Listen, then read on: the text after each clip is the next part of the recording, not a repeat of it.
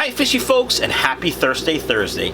In today's video, we're going to talk about the pros and cons of sponge filters versus the pros and cons of hang-on back filters. That's right folks, a showdown of epic proportions. Before we get started in this video, do me a favor if you would. If you haven't subscribed to the channel, go ahead and obliterate the subscription button. I do all kinds of stuff.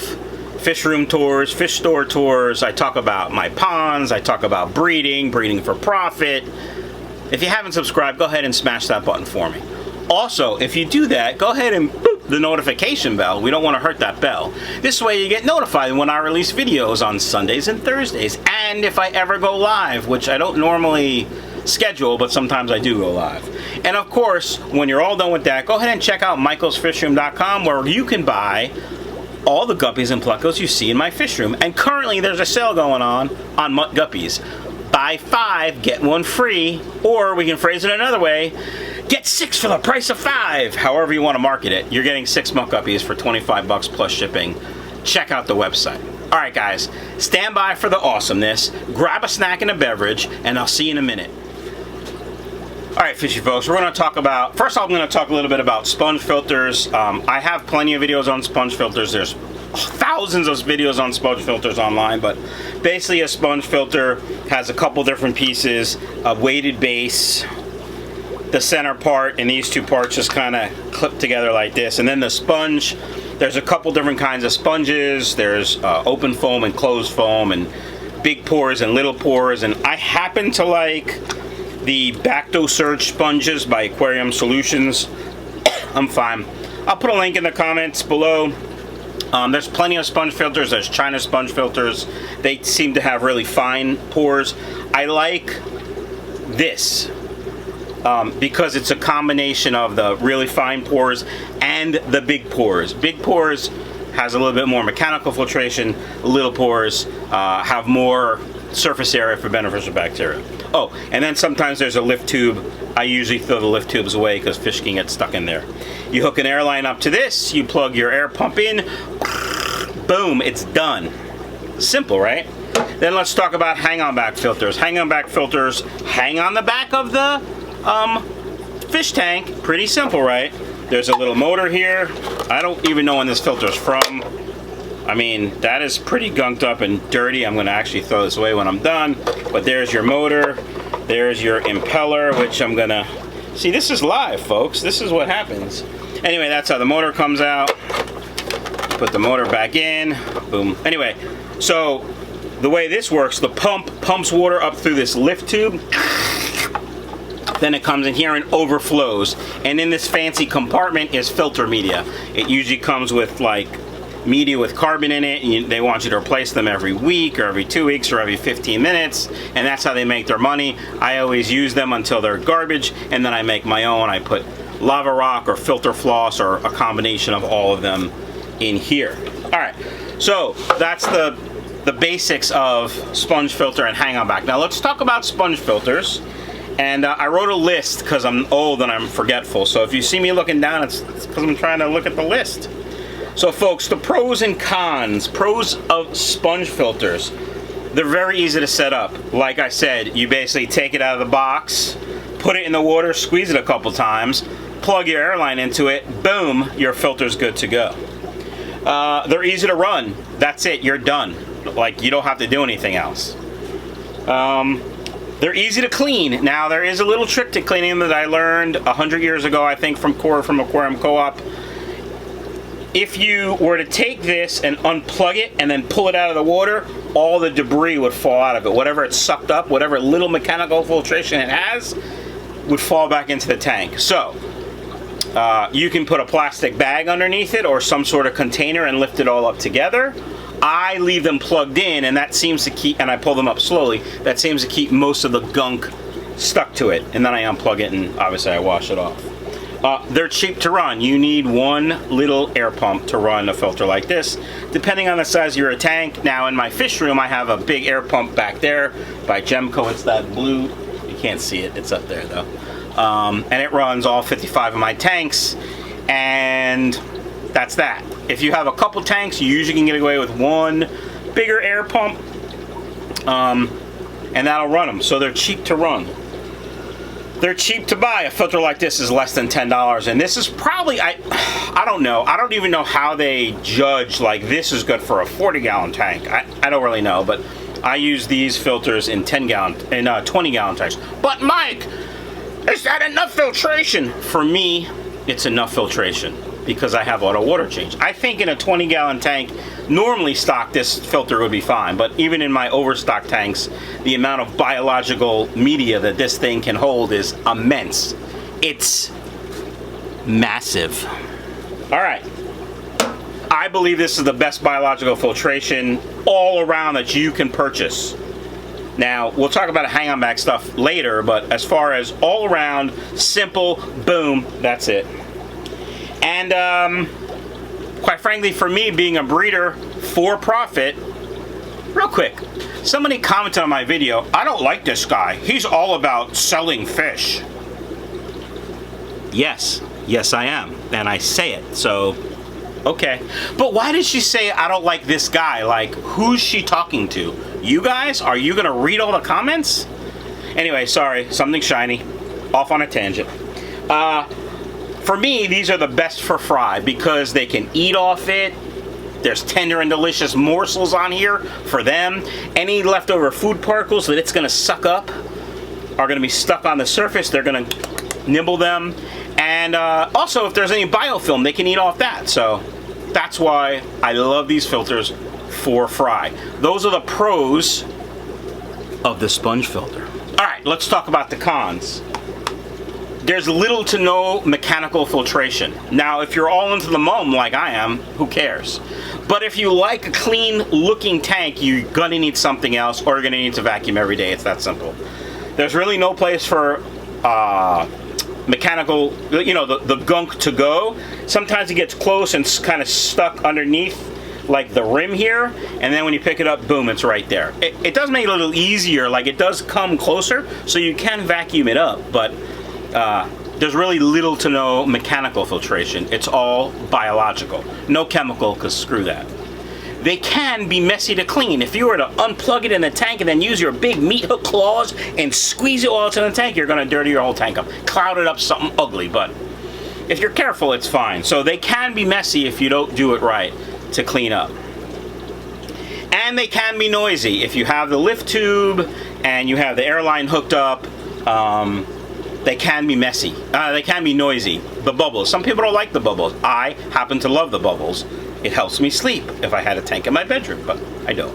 If I fall asleep on the couch though, and the tank in the kitchen, the bubbles, it's nice. Nice. Now, a couple tricks for the bubbles I've learned recently actually. You can put an air stone.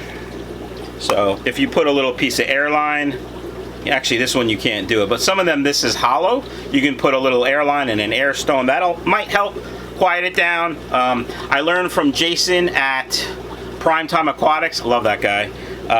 If you put an elbow, he said, I don't really remember when I watched that video, but if you put an elbow on it, it might quiet it down. I've never tried that. I don't really care, but you could try it if you think they're noisy. So they can be noisy. So kind of the only cons I can come up with for the sponge filter, because you know, I love the sponge filter. It's my favorite. All right, let's talk about hang-on backs. Hang-on backs are probably the most common.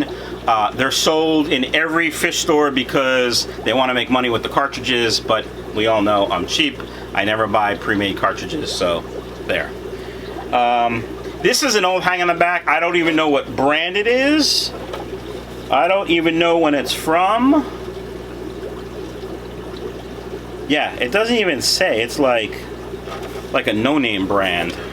I probably never used it. I probably got in a deal when I was buying used tanks a while ago, but anyway, so the pros of the hang-on back, they are probably the best all-around filter because they come with all three media types: mechanical, biological, and chemical charcoal. Now, I've hardly ever used charcoal in a tank. I've used it once or twice to clean up some meds, I think, in a tank, and that was that. I may have used it to clean up some tannins when I didn't know any better, which is weird if I knew how carbon would clean up tannins, but I didn't know tannins were good. Anyway, anywho, let's talk about pros. And it's very customizable. As you know, I've done many a video on how to hot rod or customize one of these. You know, you can put lava rock in here, which is way more surface area than whatever media comes in here. And you can use filter floss as your mechanical media, so you don't have to buy the cartridges that go in here. You can put a sponge, an intake sponge on here. You know, you can do all kinds of things, and so they're very customizable. And that's kind of it. Like, it's a great starter filter. It's a great all-around filter, and a lot of people have them. All right, let's talk about the cons. They can be noisy. If your water level drops, if you're lazy and you don't keep up on water changes or topping off, this will be even more noisy than a sponge filter. You know how I know? Ask me. Go ahead, ask me. All right, I'll tell you. In my tank upstairs, after I do a large water change, it gets cloudy from the substrate, and so I have two hang-on backs that I just plug in, and I prime and get them going, and that helps clean the water quicker. Well, I left them on for a couple days and I forgot, and the water level dropped a little bit, and it was so noisy. It was annoying as... Yeah, that's right. That's what I was going to say. Also, they can get clogged and cause a leak. Right? So if something gets blocked in the overflow, they can overflow onto the floor. Go ahead, ask me how I know that. It happened once. That's right, it did. They cost a little more to run than a sponge filter. This probably will use more power than a little small air pump. Now, if you have multiple tanks, it'll definitely cost more, because one air pump for 2 or 3 tanks, or 2 or 3 of these, you're gonna have more energy here. And these require more maintenance, plain and simple. A sponge filter you take out, you squish, you put back. This, you have to clean the impeller, you have to change, you actually have to take this whole thing out, maybe clean it if it gets too gunky. You should never do that, but some people do. The lift tube might need to be cleaned, it could get clogged, so there's definitely more maintenance with a hang-on back filter. And that kind of does it for pros and cons. Now, you're gonna ask yourself, I wonder which is his favorite. We know my favorite is the sponge filter. For my fish room and my fish tank, sponge filters are the best. And that's because I don't care so much about debris on the bottom of the tank. Some people love that pristine tank. You're gonna wanna hang on the back and maybe even something else. And probably more maintenance than I really wanna do, so. That's up to you. Guys, in the description below will be links to my favorite hang-on back, which is the Aquaclear. I'll put a up here as well. And sponge filters. There'll be affiliate links from Amazon, so check those out. Click, buy lots of stuff. I want to make millions. All right, guys, that does it. If you have any questions, leave them in the comments below. I hope you liked it, and take care. Before we get started in this video, that was spit. I can't believe it.